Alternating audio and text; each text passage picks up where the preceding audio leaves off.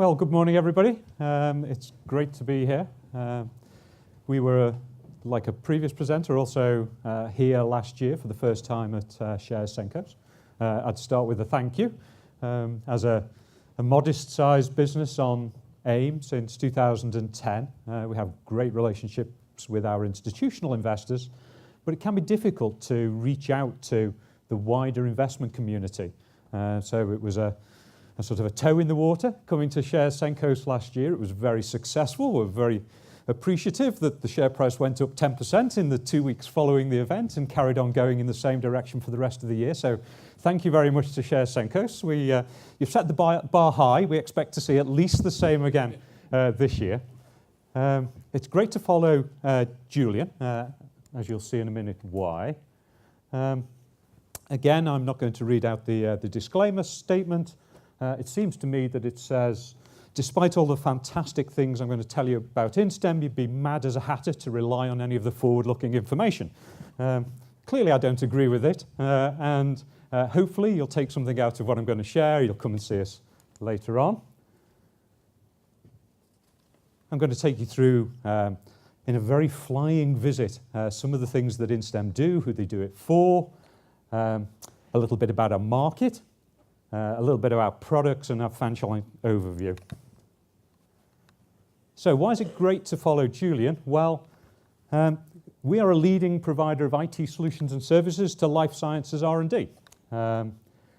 It's very, very easy for me and the rest of the Instem team to come into work every day knowing that what we do is we help our clients bring life-enhancing products to market faster. The sort of products that have been talked about in immunology, they would go through preclinical testing using Instem's products, and we'll talk some more about this as we go on. We talk an awful lot about our role in drug development. It's a huge part of our business, but actually our technologies are used very heavily in other industries, so we're helping to feed a growing world. If it weren't for the ability of crops to grow in with drought tolerance and disease tolerance, we would not be able to feed the size of population we have in the world today. And our agrochemical clients are using our technologies in the development of those sorts of products.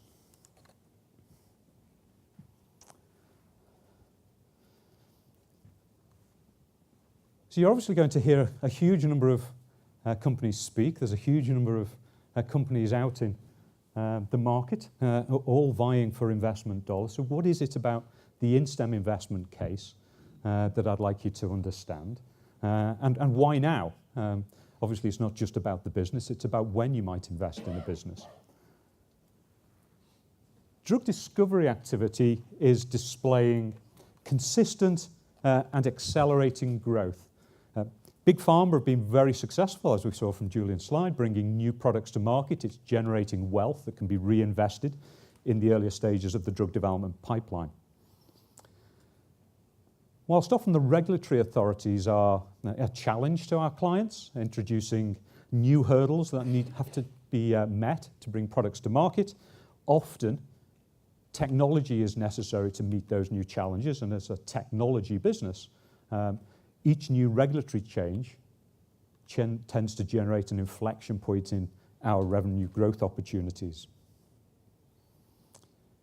We've been providing technology into this market for over 30 years, a huge focus in one sector, which I'll mention in a moment, but from a position of a globally leading, a globally dominant, in fact, product. In one area, we've been able to expand out into adjacent areas of the pharma R&D process. We've been hugely successful as a business, a lot of recurring revenue, and a very strong client retention rate. So each year we go into a new year having a decent visibility of revenues. And just one example of those regulatory changes that are creating opportunity for us, a new regulatory data submission standard to the US Food and Drug Administration called SEND, the standard for the exchange of non-clinical data. I'll talk about that a little more in a slide or two's time.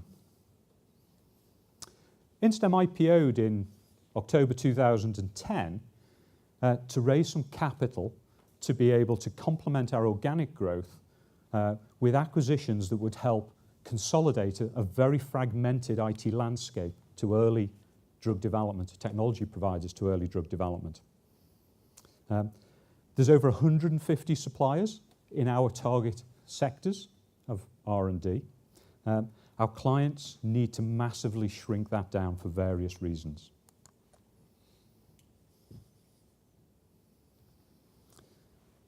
Some of the information on here I've mentioned. Global population growth, we've heard several people talk about it this morning already. It is a huge driver of growth for many businesses. The wealth generated by new drug approvals.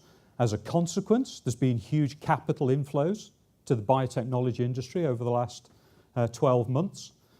So it's not just big pharma generating wealth and reinvesting in early stage of the pipeline. The financial markets are doing likewise. Along with the rest of the market, that's come off a little bit over the last few months, but still huge amounts of money yet to be put to use in those businesses that they've raised over the last 1 to 2 years. And most importantly for Instem, a focus has returned to the earlier stages of the R&D process. The pharma industry tends to be fairly cyclical in where it invests its money. It will put huge efforts into the early stages of its drug development pipeline. It will develop some promising compounds. It will get them to late-stage clinical trials, and then it will put a huge emphasis on bringing those drugs from late-stage clinical trials to market to generate some wealth. That's where the industry was 2009 through 2013. Drugs in the late stages of clinical trials being brought to market. Pharma extremely successful doing that. While they were doing it, they starved the earlier stages of R&D for research as they invested all that money in the late stage. They generate the wealth, and then over the last couple of years, investment has returned to the earlier stages of the pipeline. And we can see some of that in this chart. Both overall growth, so the total number of, oops, sorry, wrong button. So the total number of drugs in the regulatory stages of development growing strongly after a period of general economic challenge as well as pharma specific challenges, and now growing strongly. And you will see on this chart the stages of drug development and the strong growth that is occurring in the earlier stages, the preclinical or non-clinical stages. You also see the consequence of that capital inflow to the biotech industry, the number of companies that share these 12,000 drugs that are in the R&D process. There's 3,300 of them. The number of companies has doubled in the last 10 years. So lots more people doing research and development.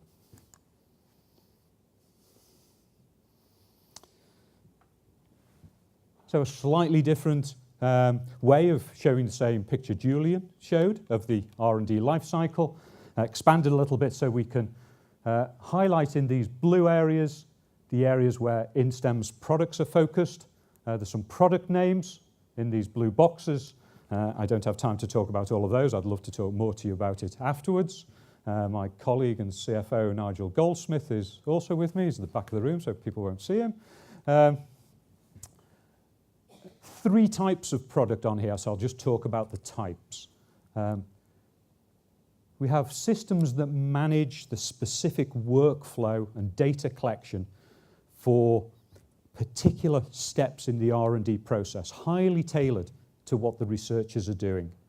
These are going to manage minute by minute the data that's collected. They're going to ensure data integrity. They're going to get to the end of the study. They're going to do the statistical analysis that demonstrates whether the dose grouped animals are exhibiting safety implications that aren't in the placebo group animals. So that manages the workflow. Lots of different systems, lots of different stages in the process, all contributing data that will become part of a regulatory submission for initially approval to go into humans for the first time, and then ultimately approval to be allowed to market the drug. The new regulatory standard SEND, which allows you to submit data electronic to the FDA, to submit data electronically to the FDA is satisfied by a product suite for Instem called Submit. So today, the way the regulatory authority gets a drug submission, it's a pile of paper about the height of this room. Actually, it's the equivalent as a PDF or set of PDFs now, but literally it used to be paper, wheeled in on a cart. And the PhD FDA reviewer would spend 90% of their time rekeying data from tables of data into a system at the FDA so they can do their own analysis to see if they agree with the pharma company on the conclusion for the drug. This electronic data interchange standard, SEND, has been in development for the last 10 years by a consortium of big pharma, the FDA, some big contract research organizations who do most of the studies today at this stage of R&D, and 2 technology providers, Instem and another.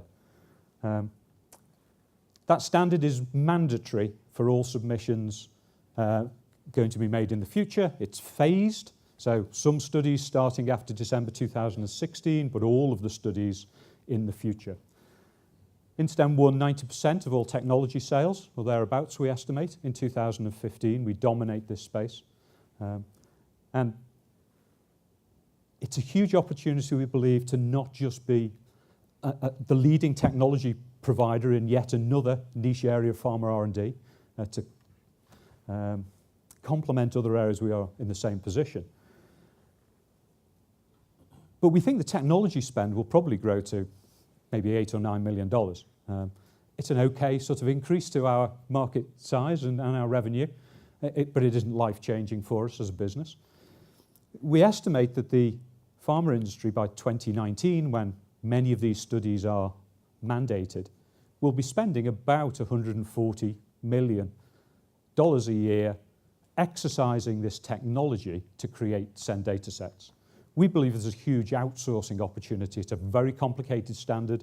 Instem are the world experts in this standard. We have most of the people that have been involved in the standards creation over the last 10 years have been sucked up by Instem over the last 12 to 18 months.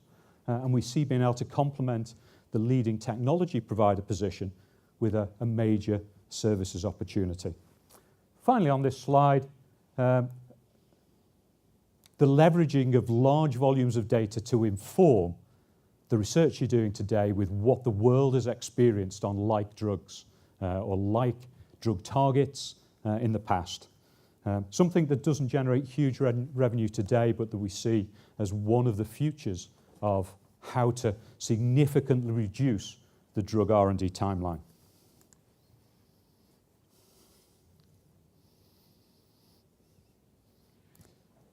So I've touched on many of the bullets on this slide deliberately because the font here is relatively small.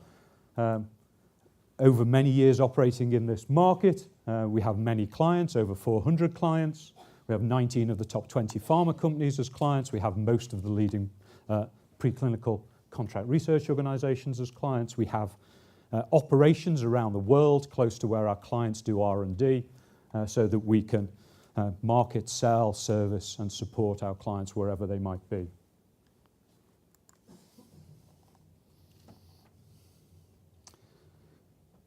So I mentioned that when we came to market in October 2010, it was with a view to raising funds to do acquisitions.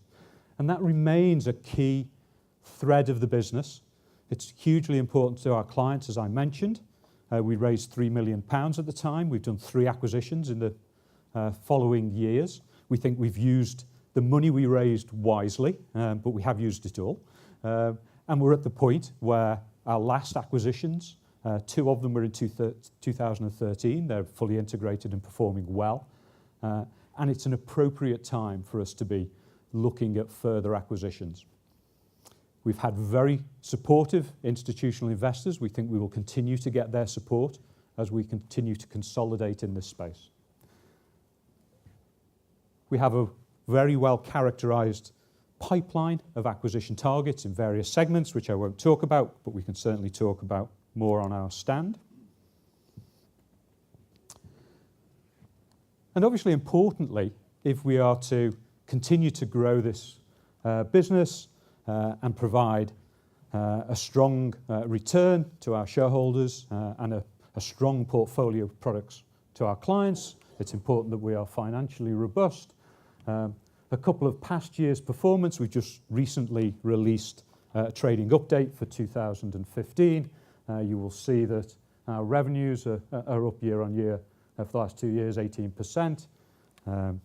Although it's not on here, guidance from the analyst was that we were in line with market expectations.